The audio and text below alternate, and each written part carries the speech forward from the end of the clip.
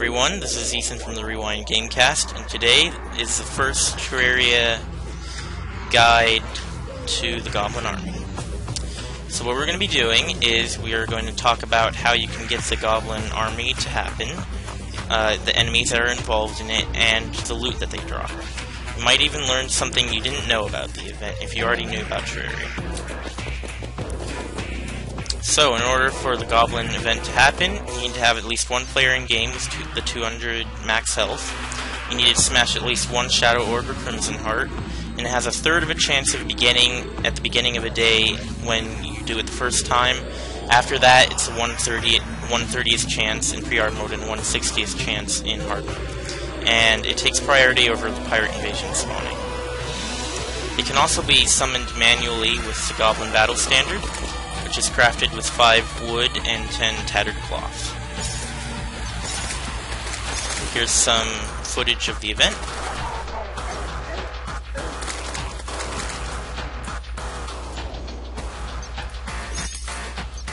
So these are some of the basic enemies that you can find in the event.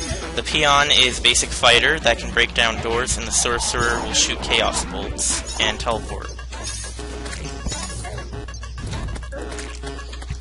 The Goblin Thief and the Goblin Warrior are both basic fighter enemies. The Goblin Thief can open doors quicker than the Goblin Warrior, but the Goblin Warrior has more tankier health and defense. The Goblin Archer will shoot arrows at you from range, and the Goblin Summoner, which is hard mode only, will fly around shooting Chaos Bolts and also summon Shadowflame Apparitions. They're also considered a mini-boss. Shadowflame Apparitions are summoned by the Goblin Summoner, and they will fly through tiles and try to ram you with magic.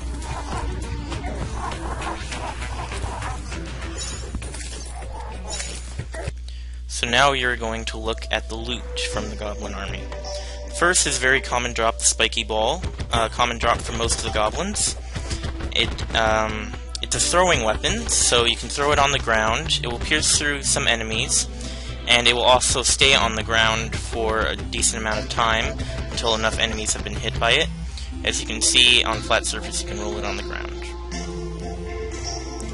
The Harpoon is a rare drop for most of the goblin enemies, and it's actually classified as a ranged weapon rather than a flail. And if you just hit one enemy directly in front of you with it, it will only damage that enemy. But if you make it go around and come back, then it will actually pierce all the enemies coming back.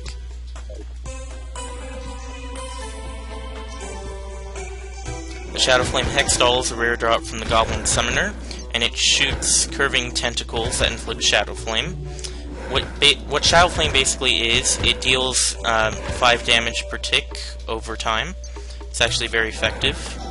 The Shadowflame tentacles can have a wide range, but they don't go very far.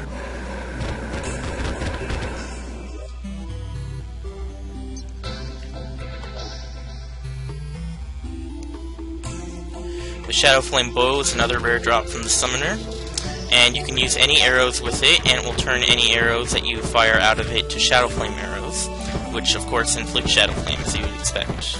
And the arrows themselves also pierce 2 enemies. And the bow has auto use.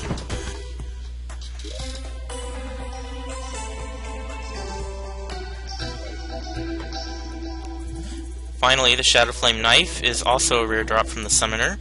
It acts similarly to the Vampire Knife. It shoots 1 knife though, but it's an infinite knife and it classifies under melee.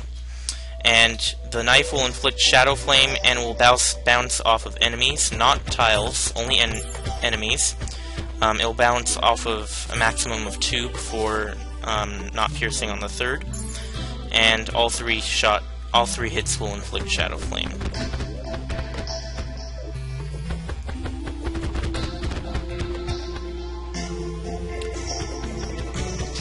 As you can see here, you can make sort of if you shoot it in one direction, it will shoot the same way.